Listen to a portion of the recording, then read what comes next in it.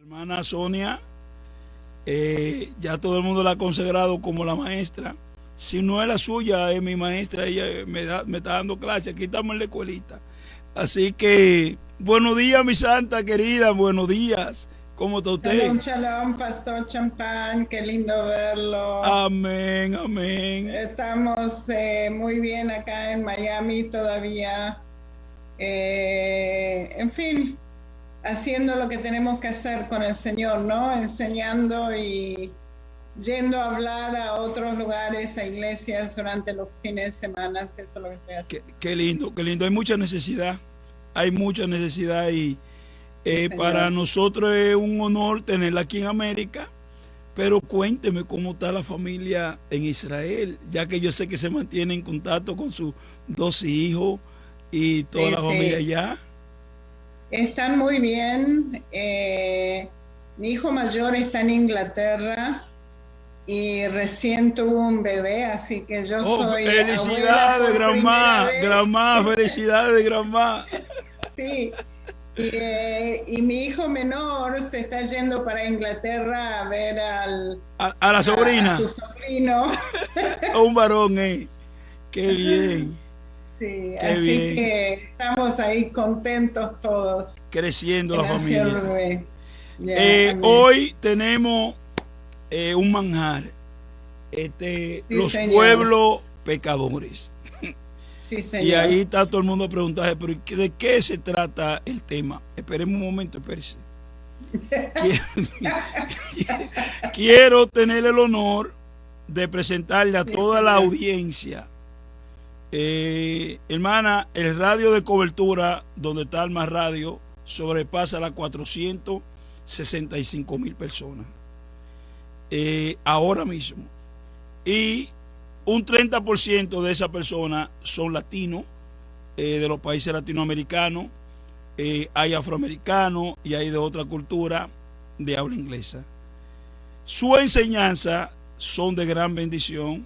Lamento que no tenemos algo en inglés, pero es que Dios quiso que sea para nosotros, el pueblo hispano, y apreciamos, y son muchas las personas, gente de Suiza, de todos los países, escribiéndome que cuando usted va a volver a hacer preguntas y respuestas.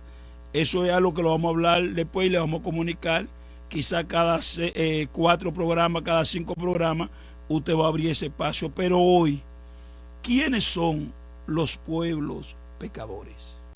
Pescadores, sí. Ya le voy a explicar.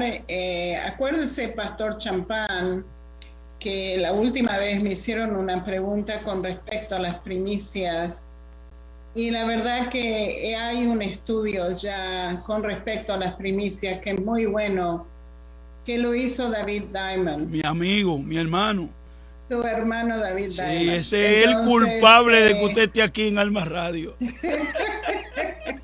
Entonces, yo diría a la gente, si quieren verdaderamente ver qué es lo que las escrituras dicen con respecto a las primicias, ustedes pueden ver el estudio que David ya hizo, que se llama El Mesías y la fiesta de las primicias. Yo le pregunté a él directamente si tiene algo, porque yo no sé mucho de estas primicias. Entonces me dijo, Sonia, le podés dar este video mío y ellos van a saber más de esa información. Pero usted debía invitar a David a que viniera un programa con usted y él en persona le diera esa enseñanza otra vez, como él lo ha hecho con usted, porque él, cuando quiere que usted esté en una enseñanza con él le invita.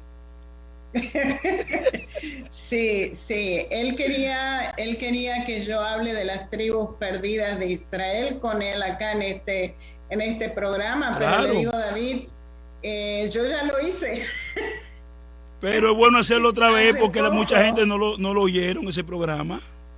Sí, pero de todas maneras, fíjense qué es lo que vamos a hablar hoy.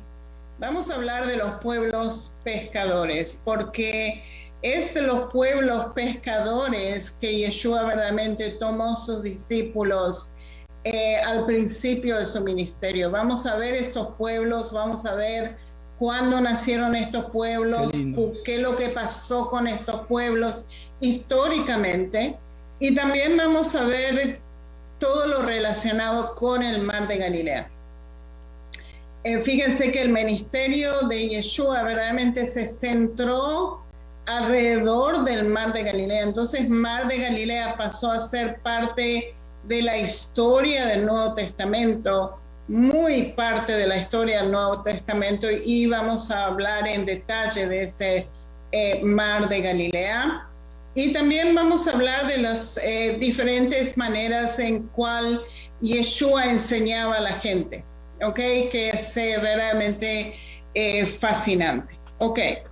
Y fíjense que Yeshua, acuérdense la última lección que hicimos con respecto a Capernaum.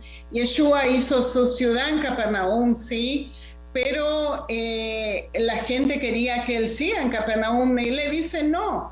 Yo tengo que ir a otras ciudades, tengo que traer la fe a otras ciudades, no me puedo quedar aquí todo el tiempo, ¿sí?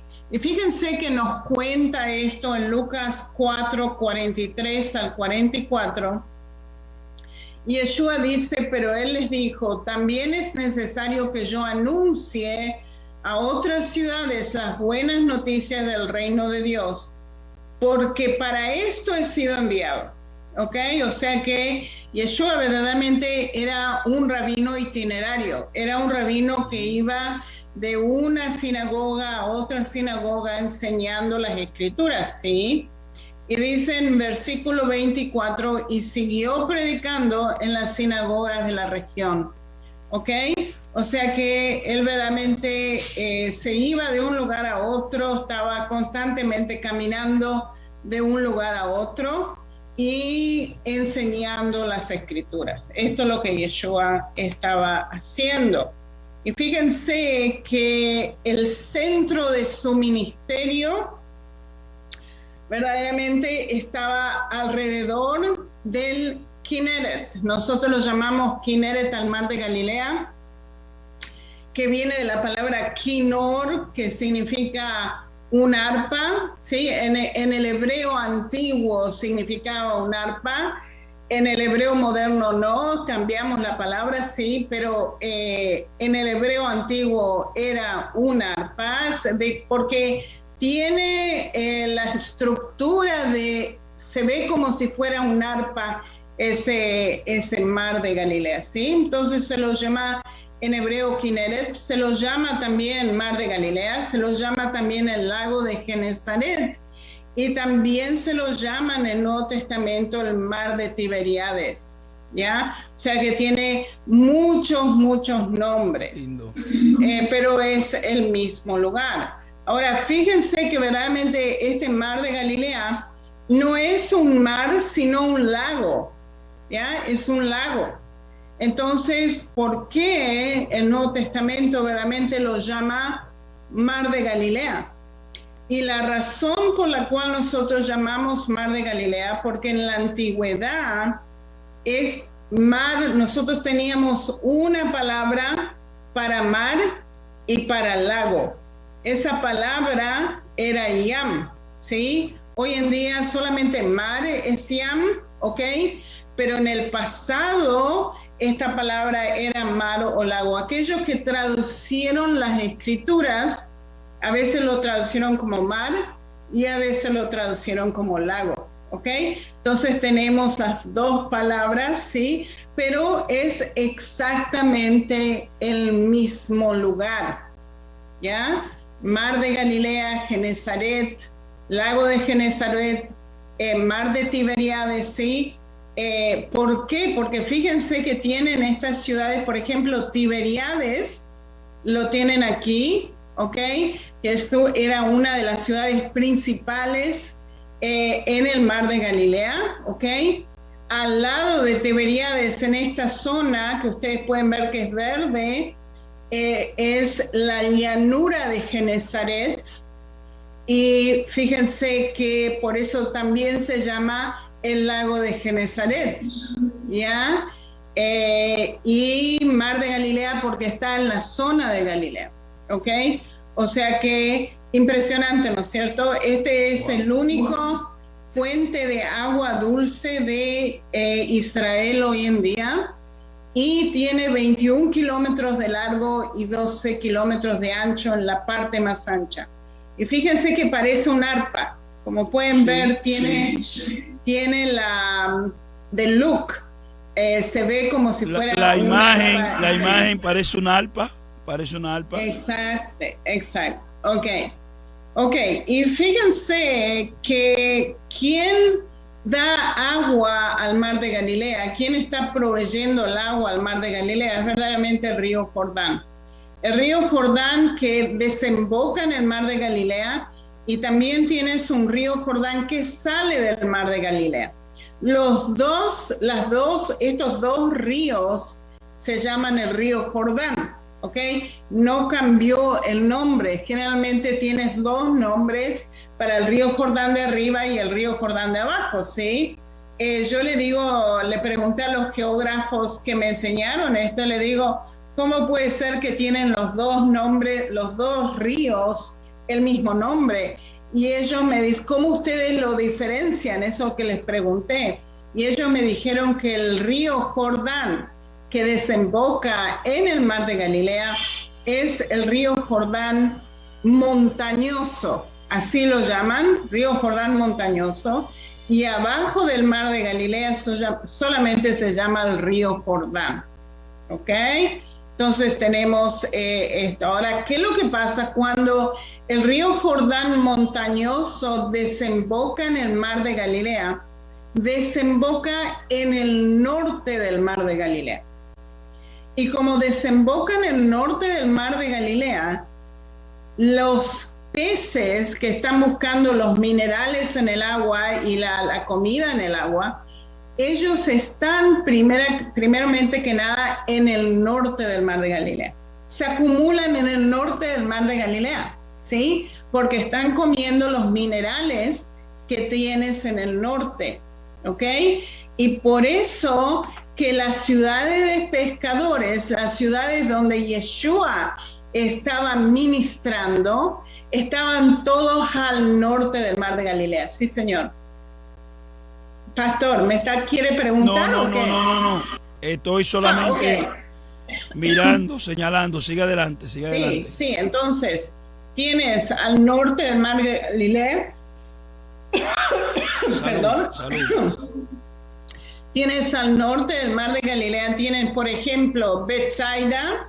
Y fíjense que Betsaida es al lado de donde desemboca el río Jordán.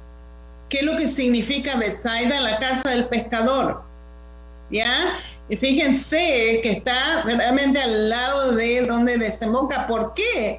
Porque ahí se acumulan muchos peces, ¿sí? Fíjense que también Capernaum está al norte del mar de Galilea, y arriba de todo tienen Corazín, ¿ya? Estas tres ciudades fueron mencionadas por Yeshua. Acuérdense, Betsaida, Corazín, ¿sí? Si los milagros que fueran hechos en ustedes hubieran sido en Sodoma y Gomorra, ellos se hubieran arrepentido y ustedes no se arrepintieron, ¿sí? Y fíjense que él está hablando verdaderamente. ¿Por qué? Porque él hizo mucho trabajo en estas ciudades en el norte, ¿sí? Se llama el triángulo evangélico en el norte del mar de Galilea. Ok. Y son ciudades pescadoras, ¿sí? Este agua es un mar dulce. Tenemos como 24 o 25 diferentes especies de pescados en ese mar de Galilea. Y pueden ver uno de ellos, que son sardinas de agua dulce, ¿ok? La tenemos ahí en el mar de Galilea. Generalmente las sardinas están en el mar del agua salada, ¿no es cierto? Correcto. Pero estas son de agua dulce. Wow. Y también tenemos el pescado de San Pedro, que es lo que es la tilapia. La tilapia, sí. Ustedes lo conocen como tilapia. ¿Cómo nosotros sabemos que este pescado es el pescado de San Pedro, de Pedro? Porque acuérdense que Yeshua lo manda a Pedro a pescar para pagar los impuestos, y él se va a pescar no entendiendo, me imagino, qué es lo que Yeshua quiere de él. Se va a pescar y agarra uno de estos, ¿Por qué? Porque Pedro encontró una moneda adentro de la boca de este pescado. Ahora, cuando nosotros lo sacamos del mar de Galilea, este pescado tiene piedritas en la boca. O sea que él junta cosas para poner en su boca. Ahora, los biólogos, la gente que sabe de peces y ese tipo de cosas, nadie está seguro por qué este animal, este pescado, este pez tiene piedritas en la boca o tiene cosas en la boca. Nadie sabe. Algunos dicen, bueno, porque se está acordando de sus bebés, porque cuando los bebecitos son chiquitos y cuando los pececitos son chiquitos y están en peligro, vienen a la boca de su mamá, ¿ok? A lo mejor se está acordando de los bebés, a lo mejor le ayuda a respirar de alguna manera, ¿ok? Pero en realidad no sabemos. Si no le hemos preguntado al pez, el pez no puede hablar, así que no sabemos cuál es la razón. Pero sí, hasta hoy en día tenemos este pescado que se encuentra en el mar de Galilea. ¿Ok? Otra cosa, fíjense que las escrituras también mencionan que hay tormentas en el mar de Galilea y que estas tormentas vienen de repente, ¿sí? Esto verdaderamente pasa constantemente en el mar de Galilea. Y la razón por la cual tenemos tormentas que vienen así es porque, fíjense, que hay una diferencia de temperatura, pressure, una diferencia de temperatura entre el mar Mediterráneo y el mar de Galilea. El mar Mediterráneo, porque es más grande, se calienta más lento o se enfría más lento que el mar de Galilea, porque hay menos agua en el mar de Galilea y mucha más agua en el mar Mediterráneo. Cuando nosotros tenemos temperaturas diferentes entre los dos mares, ¿qué es lo que pasa? Viene viento del mar Mediterráneo, entra por las montañas que pueden ver, esto es el valle de Jezreel, entran por las montañas, entre las montañas, toman fuerza, ¿ok? Pasan por las montañas y toman fuerza y se van para abajo, porque fíjense que el mar de Galilea es 200 metros bajo el nivel del mar, ¿ok? Entonces, viene ese viento, entra al mar de Galilea y hace unas olas de 2 metros de altura, 3 metros de altura, cuando hay diferencia en la presión de los dos mares, diferentes temperaturas en los dos mares. Y por supuesto, le agarró esa tempestad a Yeshua y a sus discípulos cuando estaban en el mar, acuérdense, ¿sí? Pero, ¿qué es lo que pasa? Fíjense que en esos días no había manera de determinar que eso iba a pasar, ¿sí? En el tiempo de Yeshua, pero hoy en día nosotros ya sabemos que cuando la temperatura está diferente, que vamos a tener esa situación y nadie se mete al mar de Galilea cuando saben que la tempestad va a venir, ¿ok? O sea que verdaderamente lo que nos relata el Nuevo Testamento con respecto a las tempestades en el mar de Galilea verdaderamente pasan y pasan hasta hoy en día, ¿ok? Ok. Y fíjense que cuando Yeshua empieza su ministerio y se va de Capernaum, se va para esas ciudades, otras ciudades y ministra en esas otras ciudades, en esas otras aldeas, los discípulos al principio no van con Yeshua, ¿ok? ¿Por qué ellos no van con Yeshua? Primero que nada, Yeshua no les dijo todavía en este momento, síganme. ¿Ok? Él no dijo nada. ¿Ok? Primero que nada. Segundo que nada, fíjense que irse y seguirlo a Yeshua en su ministerio quiere decir que ellos iban a tener porque son todos pescadores, aquellos que estaban con Yeshua, que iban a tener un grave resquio económico, ¿sí? Tenían familias que alimentar, facturas que pagar, los taxes a los romanos, ¿sí? O sea que verdaderamente al principio, no los seguían, ¿sí? No dejaron su trabajo, siguieron trabajando hasta que Yeshua vuelve otra vez a Capernaum, ¿ok? Entonces, al principio los discípulos no lo seguían. Yeshua iba solo a ministrar a las diferentes regiones, diferentes aldeas. Ok, ahora, dice en Marcos 1:39 que Yeshua sale de Capernaum y se va por todo Galilea, ¿ok? Dice, y Jesús recorrió toda Galilea, predicaba en las sinagogas y expulsaba demonios. Fíjense lo que Yeshua estaba haciendo, ¿sí? Iglesias en esos días no existían, solamente sinagogas existían, y Yeshua iba de sinagoga en sinagoga enseñando. Ok, fíjense, esta es la sinagoga que se ha encontrado en Corazín.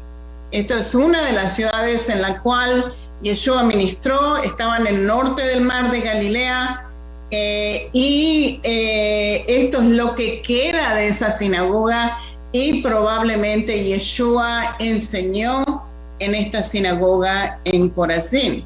Ok, y fíjense que Yeshua, la manera de enseñar de Yeshua es una belleza. Ya le voy a explicar más de esto. Él enseñaba a las multitudes donde quieran que se reunieran a su alrededor, ¿ok? Sí, él iba a las sinagogas, pero también donde esa gente estaba, donde esa gente lo veía y se acercaba, él empezaba a enseñar, ¿ok? Y dice así en Marcos 10:1, dice así: Jesús salió de allí y se fue a la región de Judea y al otro lado del Jordán. El pueblo volvió a reunirse en torno suyo y él volvió a enseñarles como era su costumbre.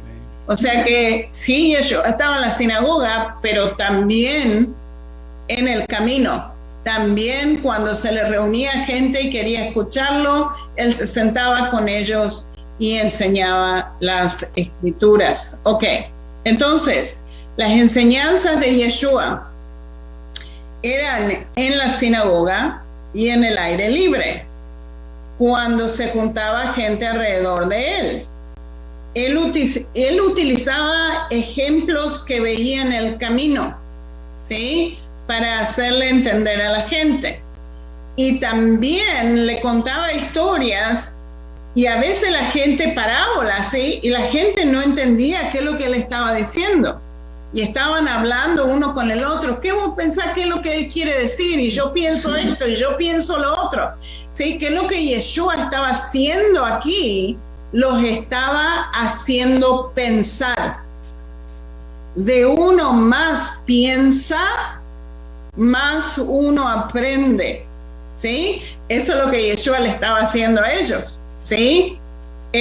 Yeshua enseñó cuando caminaba, hablando de las nuevas del reino de Dios, e ilustró su mensaje con parábolas e historias, enseñando también con su propio ejemplo de vida, ¿sí? Fíjense que él no tenía necesidad de bautizarse porque no pecó en su vida, ¿sí? Pero de todas maneras lo hizo para ser un ejemplo a todos los creyentes que van a venir después de él, ¿ya? Y fíjense que qué es lo que hacía Yeshua: oraba, ayunaba, buscaba a Dios, estaba con el Espíritu Santo, ¿sí? O sea que él verdaderamente era un ejemplo. Él enseñaba como ejemplo de su ser, ¿sí? No solamente lo que uno dice, sino lo que uno es. Amén. Enseña a las otras personas, ¿sí? Por supuesto, él estaba utilizando las escrituras hebreas, casi todo lo que Yeshua dijo está en las escrituras hebreas. Casi todo, ¿sí? Él utilizaba esas escrituras y después explicaba esas escrituras, ¿ok? Entonces, ¿qué es lo que Yeshua estaba haciendo? Estaba dando esas escrituras, le estaba haciendo por ejemplo, no matarás. Las escrituras dicen no matarás. Esto es algo que es conocido y de ahí Yeshua va a lo desconocido. Él va a explicar qué es lo que significa no matarás en las escrituras. ¿Cómo no vas a matar si no odias a una persona? ¿Sí? O sea que él va de lo conocido a lo desconocido, ¿ok? ¿Y qué otra cosa estaba haciendo Yeshua? También estaba enseñando con autoridad. Acuérdense que él no utilizaba lo que los rabinos dijeron antes de él. Él solamente interpretaba en su manera, ¿sí? Y por eso que los rabinos le decían, ¿con qué autoridad vos estás enseñando esto? ¿De dónde salió esto? ¿Qué rabino te enseñó a vos? ¿Sí? Entonces no entendían con qué autoridad Yeshua estaba enseñando las cosas. Y arriba de esto estaba haciendo milagros, ¿ok? Así que fíjense el tipo de enseñanzas que Yeshua estaba haciendo durante su recorrido de los pueblos de Galilea, ¿okay? Los pueblos pescadores alrededor del mar de Galilea. Ok. Ahora, de acuerdo a los eruditos, y esto es muy importante, la persona aprende de muchas diferentes maneras, pero fíjense que si una persona solamente te está escuchando y vos no haces nada con el material, solamente escuchás, la persona solamente aprende 3%, menos de 3% de lo que se ha dicho. Si una persona trabaja con el material, lee las escrituras, hace algo, o sea, investiga con respecto a lo que está escrito ahí, y después escucha a una persona que está dando esta información, esa persona va a aprender 45 a 50% de lo que se ha dicho. Ahora, si una persona escucha el material, toma notas, ¿sí? Y después vas y enseñas estas enseñanzas a otra persona, se aprende más de 90% de lo que se dijo. ¿Ok? Es impresionante la diferencia, ¿no es cierto, pastor? Sí, muy poderoso. ¿Okay? Muy poderoso. Ok. Ahora, fíjense que verdaderamente las escrituras nos dicen, no solamente escuchemos la palabra, sino hagamos la palabra. Hacer la palabra, si nosotros hacemos la palabra de Dios, nosotros vamos a aprender más de esa palabra. ¿Ok? Fíjense lo que nos dice en Santiago 1, de versículo 21 al 25. Santiago 1, 21 al 25 dice así: así que despojándose de toda impureza y de tanta maldad, y reciban con mansedumbre la palabra sembrada que tiene el poder de salvarlos. Pero pongan en práctica la palabra. Fíjense lo que Santiago nos está diciendo, que no solamente escuchar la palabra, sino poner en práctica la palabra. No se limiten solo a oír esa palabra, ¿sí? Pues se estarán engañando a ustedes mismos. Solamente oírla y no hacer nada con esa palabra es un engaño. Tenemos que oírla y hacerla. Versículo 23. El que oye la palabra pero no la pone en práctica es como el que se mira a sí mismo en un espejo. Se ve a sí mismo, pero en cuanto se va, se olvida de cómo es, ¿sí?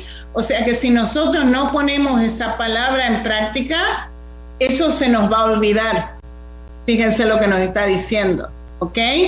En cambio, versículo 25, en cambio, el que fija la mirada en la ley perfecta, que es la ley de la libertad, y no se aparta de ella, ni se contenta solo con oírla y olvidarla, sino que la practica, será dichoso en todo lo que haga. ¿Sí? O sea que verdaderamente nosotros vamos a aprender esa palabra si nosotros hacemos la palabra que Dios quiere que nosotros hagamos. ¿Sí? Ok. Fíjense también que hay diferentes tipos de aprendizaje para los seres humanos. Thank you. Ok, entonces fíjense que hay diferentes maneras de aprender como seres humanos. Y cada una de estas maneras de aprender Yeshua los utilizó, ¿ok? Tienes, por ejemplo, kinestético. Cuando haces algo y cada cosa que haces te da un aprendizaje. Yeshua utilizó la forma kinestética de enseñar. Por ejemplo, en la Pascua judía. El pueblo judío lo hace por miles de años, ¿sí? ¿Por qué hacemos la Pascua judía? ¿Por qué celebramos la Pascua judía? Para hacernos acordar que salimos de Egipto, ¿ya? Y cuando hacemos la Pascua judía, cada plato que está en el servicio que nosotros estamos haciendo nos está recordando de la salida de Egipto, ¿ya? Y por supuesto, la Pascua judía, el cordero que se sacrifica, sí, nos hace acordar de Yeshua, ¿sí? O sea que fíjense que nosotros hacemos esa festividad y cuando estamos haciendo esta festividad, kinestéticamente estamos aprendiendo, ¿ok? Yeshua utilizó eso. Yeshua también enseñó a la gente de forma audio, ¿cómo se dice en castellano? De forma que puede enseñar, sí, escuchándolo a él. ¿Ok? Y fíjense que él contaba historias, contaba parábolas, ¿sí? ¿Qué es lo que son parábolas? Historias que verdaderamente no pasaron, pero tienen un sentido espiritual tremendo, ¿ok? Entonces, fíjense que él estaba enseñando, eso es una manera muy judía de enseñar cosas espirituales con historias que no pasaron, pero de todas maneras tienen verdades espirituales muy grandes adentro de ellas, ¿ok?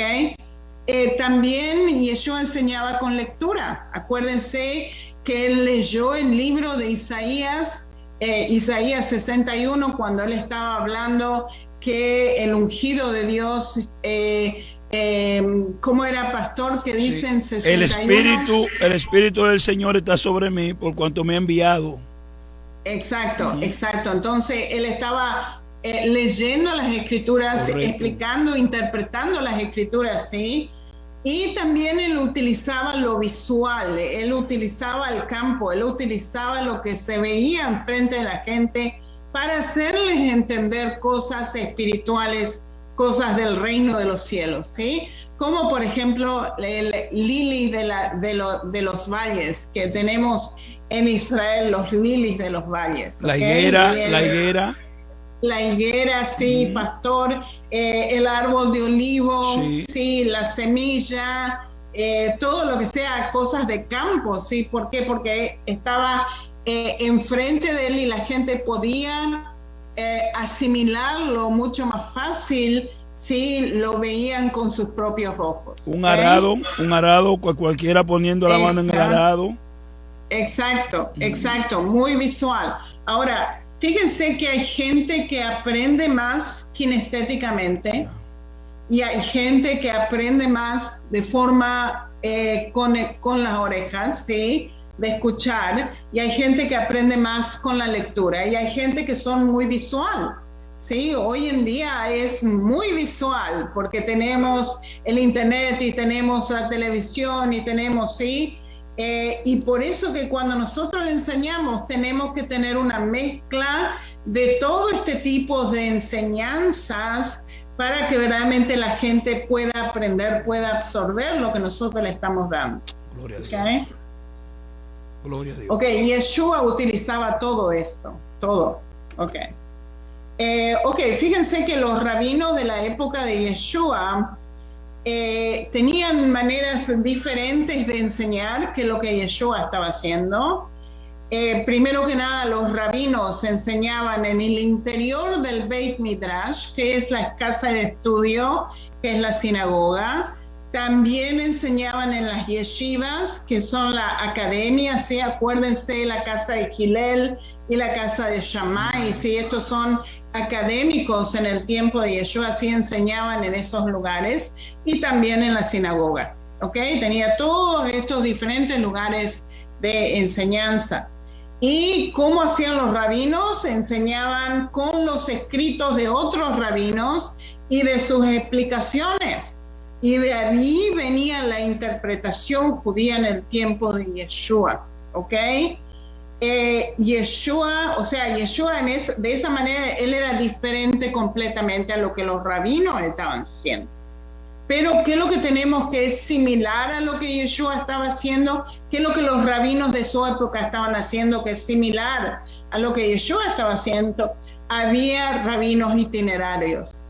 O sea que otros rabinos, sí, generalmente fariseos, que se iban de sinagoga en sinagoga enseñando las escrituras, y Yeshua estaba haciendo exactamente lo mismo, ¿ok?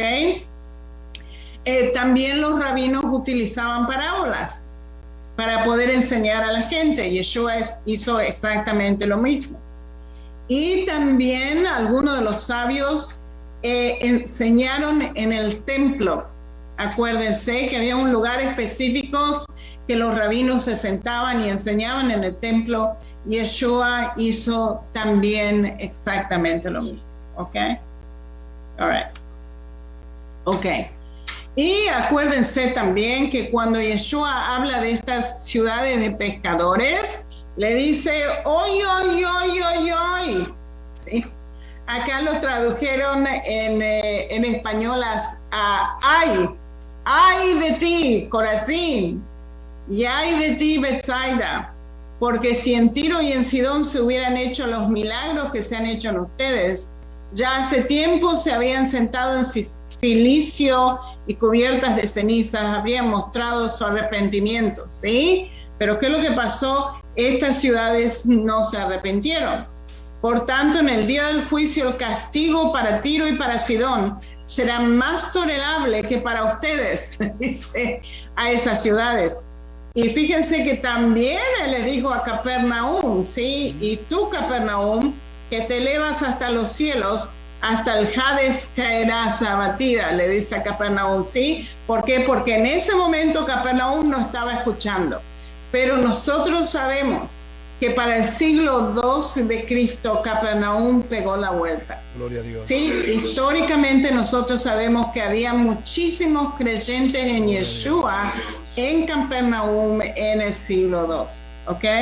Ahora, estas ciudades, ¿ok? ¿Qué es lo que pasó con esas ciudades, ¿ok? Que nosotros las llamamos el triángulo evangélico, Capernaum, Corazín y Betsaida. Y fíjense que Capernaum empieza en el tiempo los macabeos y se destruye en un gran terremoto de Galilea en el 749 de Cristo. Todas estas ciudades les pasó lo mismo, ¿ok? Hubo un terremoto grande en el siglo V de Cristo, pero esas ciudades se reconstruyeron, ¿ok?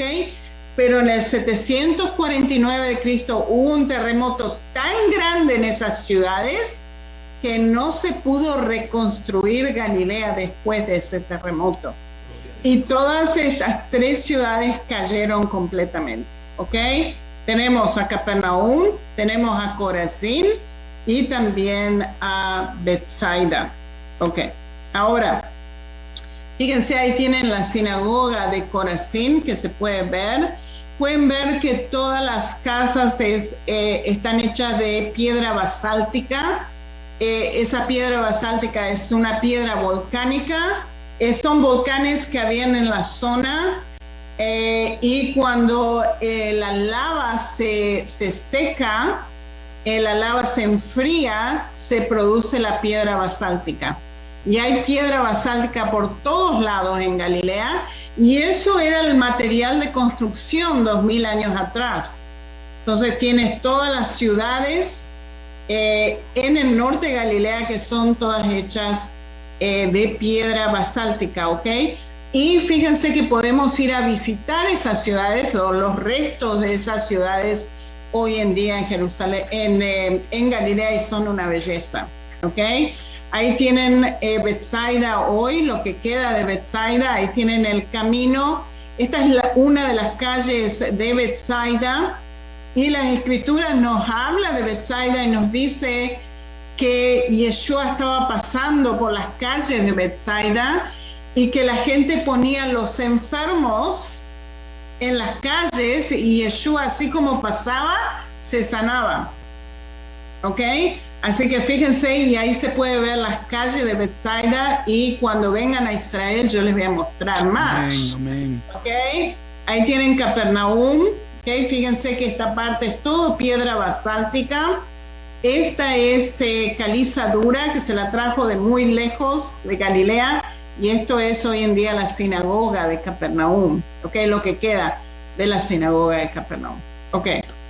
Y fíjense que después de Yeshua ir a todas esas ciudades en Galilea, él vuelve a Capernaum y se va a los discípulos, se va a hablar a los discípulos, ¿ok? Los ve a las barcas de pescadores en el mar de Galilea. Dice en Lucas 5:2, Jesús vio que cerca de la orilla del lago estaban dos barcas y que los pescadores habían bajado de ellas para lavar sus redes, ¿ok? O sea que él los vio y acuérdense, ¿quién eran que verdaderamente estaban pescando? Que yo lo estaba buscando. Simón Pedro y Andrés, su hermano, que ellos originan de Betsaida primeramente y después se vinieron a Capernaum. Cuando Simón se casó, vinieron a vivir los dos a Capernaum, ¿ok? Dice eso en Marcos 1:29. Dice, en cuanto salieron de la sinagoga, Jesús fue con Jacobo y Juan a la casa de Simón y Andrés. O sea que fíjense, esto ya es en Capernaum, ¿sí? Y Simón y Andrés son hermanos de sangre, ¿sí? Y estaban viviendo en Capernaum, ¿sí? Y trabajando juntos también en las barcas, ¿ok? Ahora, acuérdense también que Capernaum es una ciudad fronteriza, ¿ok? Que está del lado de Herodes Antipas, pero está muy del territorio de Herodes Antipas, pero muy cerca del territorio de Herodes Filipe, ¿ok? Y fascinante, fascinante. ¿Por qué? Acuérdense que Yeshua subió a la barca de Pedro y le pidió que alejara esa barca un poco de la tierra. ¿Por qué? Porque la gente lo estaba acosando a Yeshua, ¿ok? Y él quería poder enseñar de la barca de Pedro, o sea que muchas de las historias del mar de Galilea pasó en ese, de historias de Yeshua pasó en ese mar de Galilea, ¿sí? Y él enseñó del mar de Galilea. Gloria a Dios. Ok, ahora, fíjense que se encontró en el mar de Galilea hace unos años atrás, en 1985, se encontró una barca que se hundió en la batalla con los romanos en el 66 de Cristo. ¿Okay? ¿Y qué es lo que pasó con esta barca que ustedes pueden ver? Se metió abajo del mar de Galilea y se llenó de lodo. Todo alrededor de esta barca se llenó de lodo. Y el lodo prevenió que esta barca se deshaga completamente. Y en 1985, en este kibutz Kinosar, la encontraron.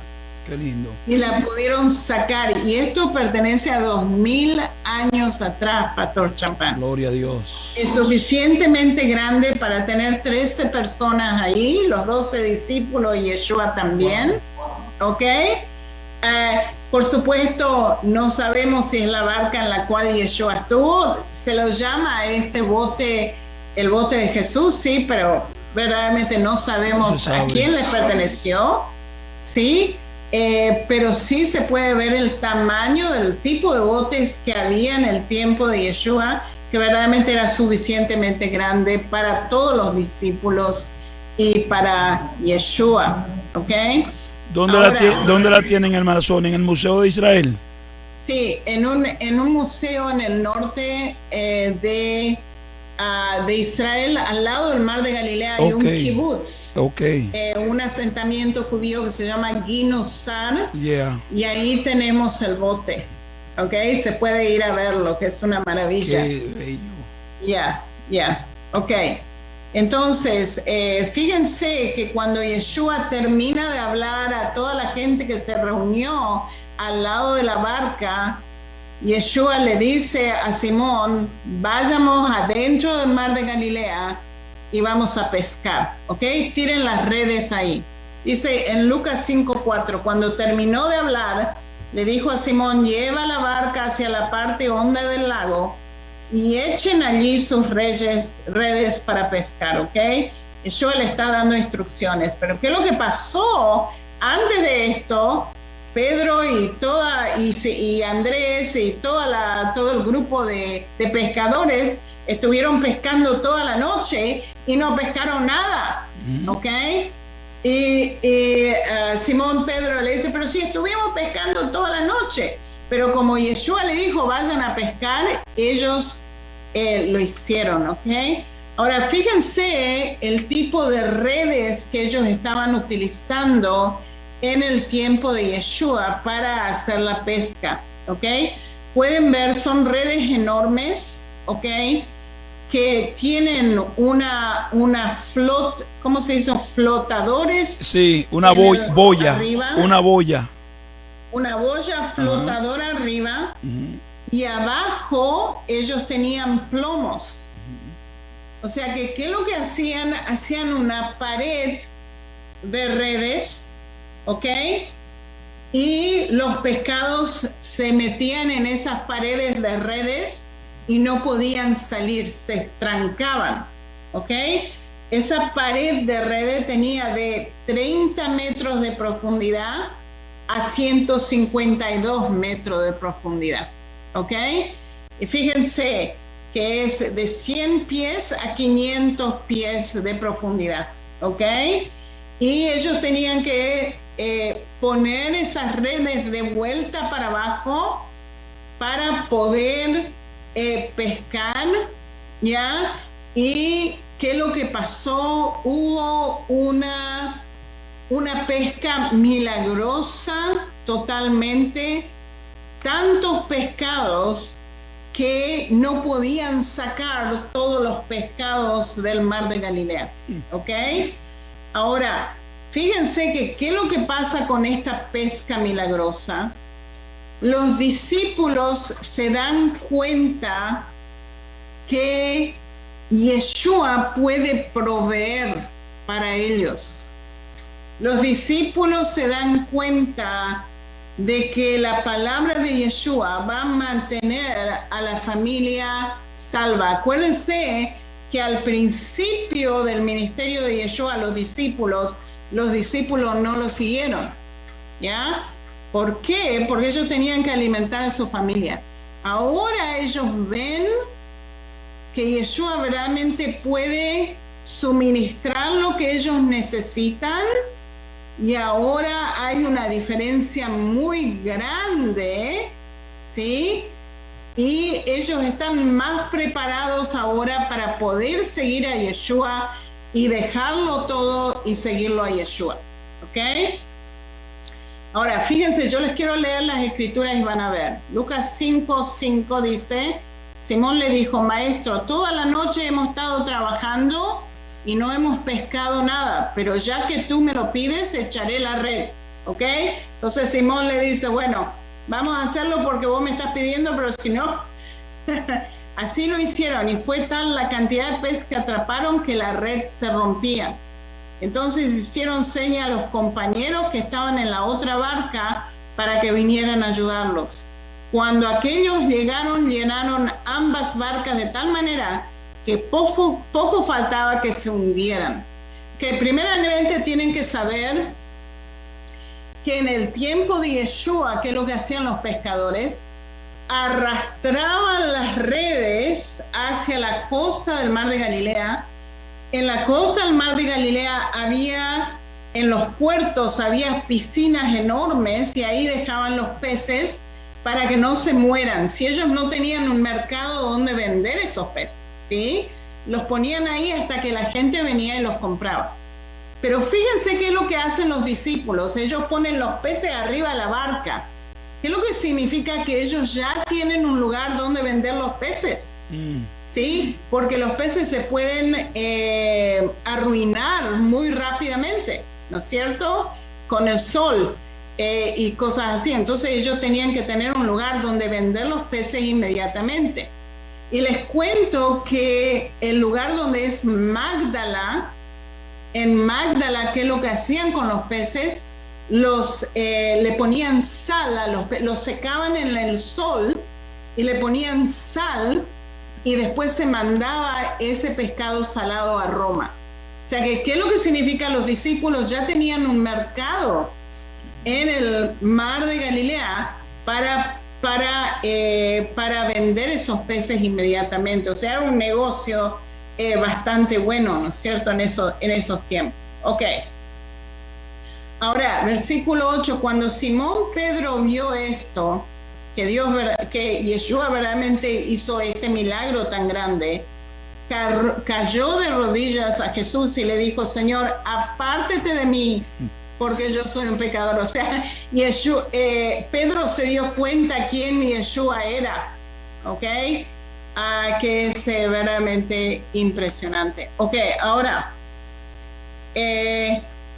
dice así, fíjense que esto le animó a los discípulos a dejarlo todo y seguir a Yeshua. En Lucas 5, 9 y 10 nos dice: y es que tanto él como todos sus compañeros estaban pasmados por las pescas que habían hecho. También estaban sorprendidos Jacobo y Juan, los hijos de Zebedeo. Acuérdense, ellos vienen de Bethsaida, que eran compañeros de Simón. Todos ellos estaban trabajando juntos, ¿ok? Ok. Pero Jesús le dijo a Simón: no temas, que desde ahora serás pescadores de hombres, ¿ok? Y llevaron entonces la barca a tierra y lo dejaron todo para seguir a Yeshua. Ok, fíjense, esto es lo que nos dice en Lucas 5. Pero en Mateo 4:19, fíjense lo que Yeshua le está diciendo a ellos. Jesús le dijo: síganme y yo haré de ustedes pescadores de hombres. ¿Ok? ¿Qué es lo que significa pescadores de hombres? ¿Qué es lo que significa? Primero que nada, síganme. ¿Ok?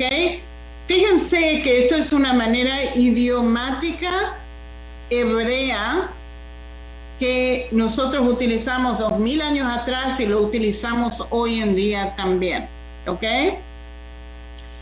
Yeshua le está diciendo en hebreo a los discípulos: Akbu aharai, ¿ok? Que significa síganme. Pero fíjense que no le está diciendo a ellos: ¿podrían ustedes seguirme? No le está preguntando delicadamente. No le está diciendo: ¿serían ustedes tan amables de seguirme? ¿Sí? Él no está imperativo, ¿no? Es una orden. Ok. En castellano es una orden. En castellano sí es una orden. Pero en hebreo es nuestra manera de hablar. Es nuestra manera de hablar. Nosotros no utilizamos, por favor, los manerismos, por favor, o sí. Tenemos a la palabra, pero no la utilizamos. Ok. Y fíjense que ¿qué es lo que pasó? El hebreo fue un idioma muerto de 2000 años. 2000 años que estuvo muerto. ¿Ok? ¿Y qué es lo que pasó? Que en los fines de 1800 nosotros empezamos a hablar el hebreo de vuelta. ¿Ok? ¿Y qué es lo que pasó con otras lenguas del mundo? Por ejemplo, inglés y español y francés. Es que se hicieron más delicadas. En 1850 en toda Europa hubo un movimiento para hacer la lengua más delicada y ser más gentil uno con el otro. el hebreo ni se dio cuenta, no utiliza eso, porque no pasó esa transformación de la delicadeza, de la sutileza de la lengua. En la era del romanticismo, de lo que bañó a toda Europa. En la exacto, era media. Exacto. Entonces, el hebreo que nosotros hablamos es muy parecido al hebreo de Yeshua. Clásico, ¿sí? Clásico, exacto. Entonces, no tenemos las mismas sutilezas. Y Yeshua, por supuesto, le dice, síganme. Él no le dice, porque no hay verdaderamente manera de decir, por favor, síganme, si son tan amables. Sí, son demasiadas palabras en hebreo. Lo único que decimos, síganme. Y es bien profundo, porque cuando uno oye la palabra, uno lee la Biblia, cuando el Eterno le dice a Abraham, sal, él no le dio explicación. Exacto. ¿Ok? Ahora, dejaron las cosas en orden. Fíjense que los discípulos, para seguirlo a Yeshua, ellos tenían que poner las cosas en orden antes de seguir a Yeshua, porque ellos tenían familias. Correcto. Ellos tenían familiares que tenían que sustentar. Entonces, si ellos se iban con Yeshua y no ponían las cosas en orden primero, se iba a armar un gran desastre. Y fíjense que en Marcos 1:20 nos dice, enseguida Yeshua los llamó y ellos dejaron a su padre Zebedeo. Fíjense que están dejando a una persona encargada que siga con el trabajo de pescadores, ¿sí? El padre de Zebedeo, y los jornaleros, o sea que tenían gente que estaban trabajando para ellos.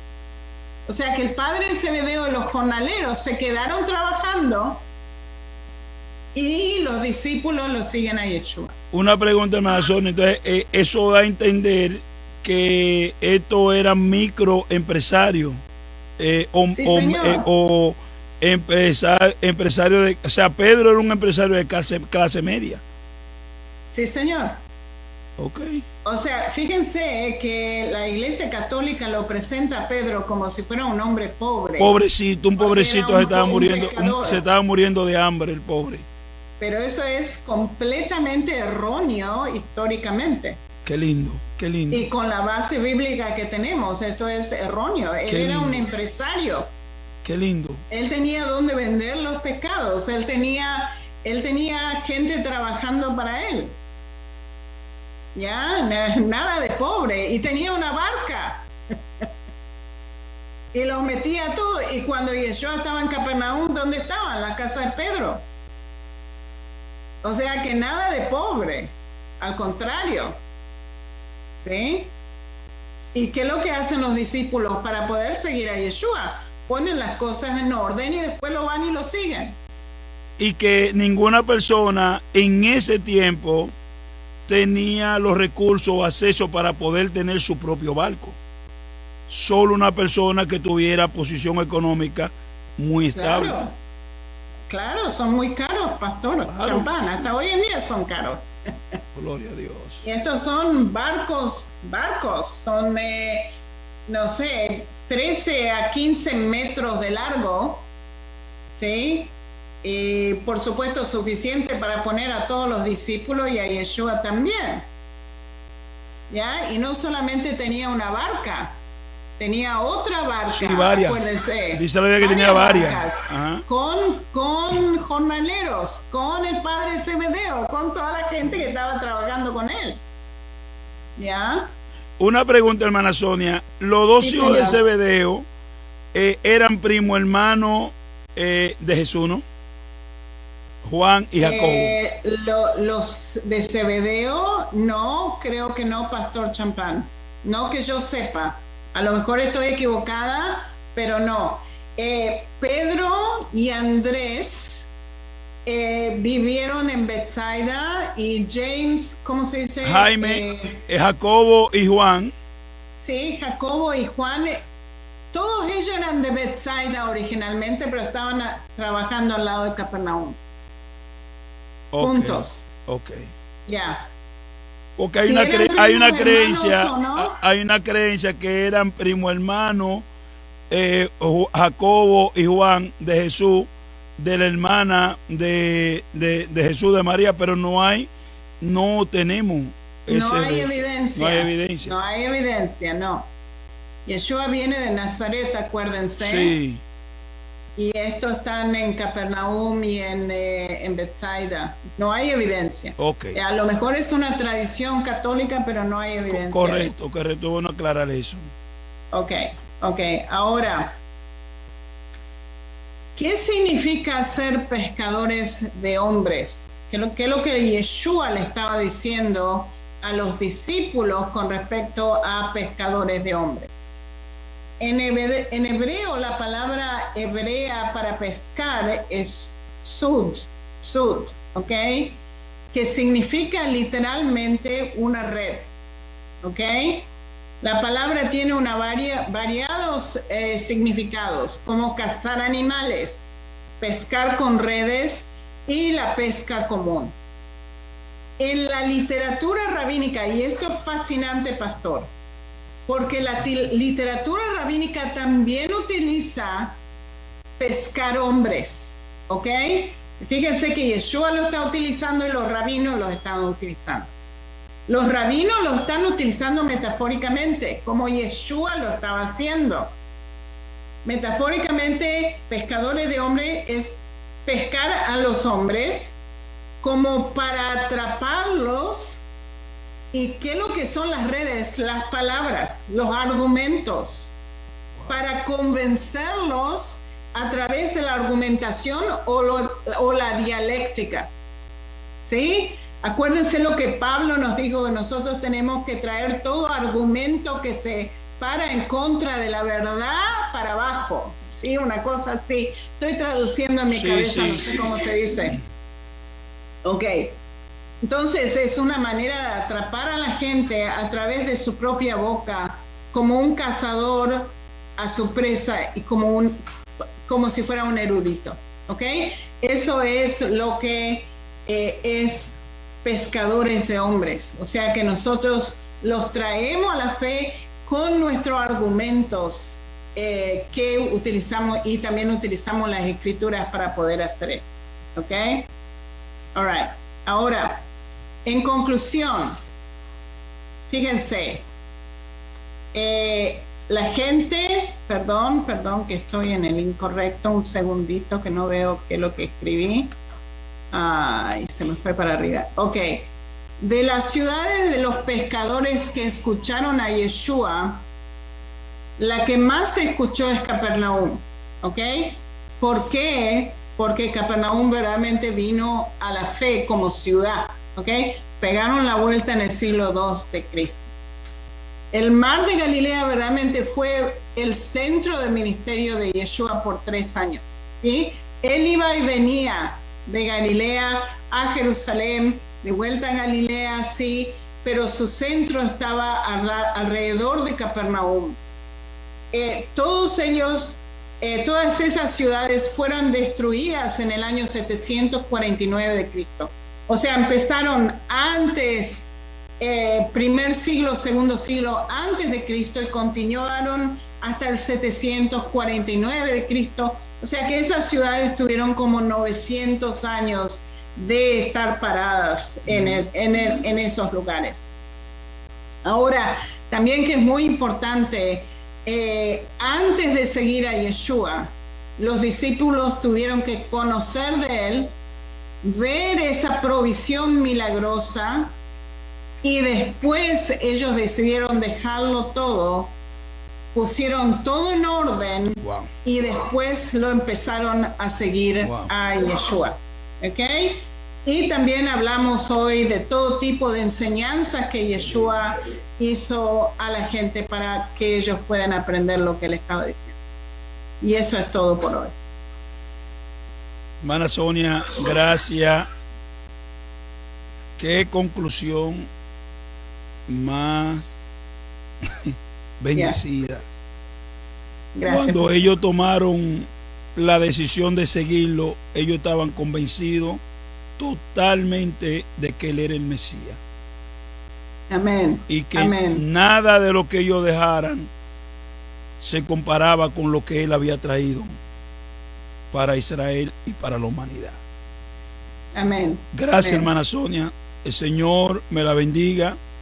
¿Cómo puede usted, Pastor Champán, yo sé que usted está impaciente, cómo podemos ayudar a la hermana Sonia? Ahora le vamos a dar la información.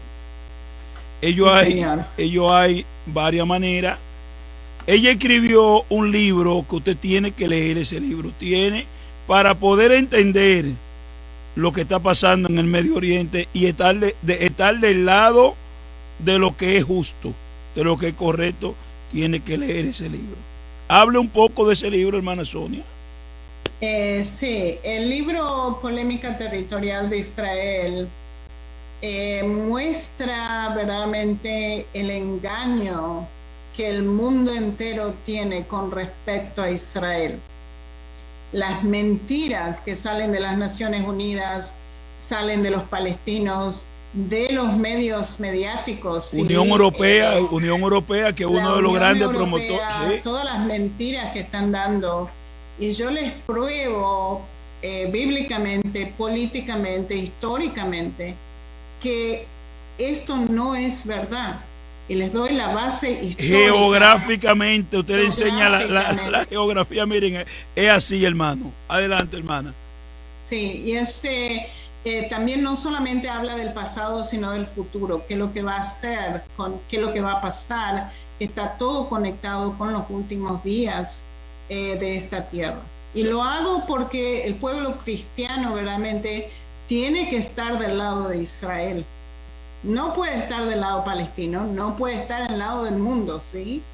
Porque verdaderamente es una mentira, y el padre de mentira es el diablo mismo. O sea que el pueblo escogido de Dios tiene que sí o sí saber la verdad y seguir la verdad, ¿ya?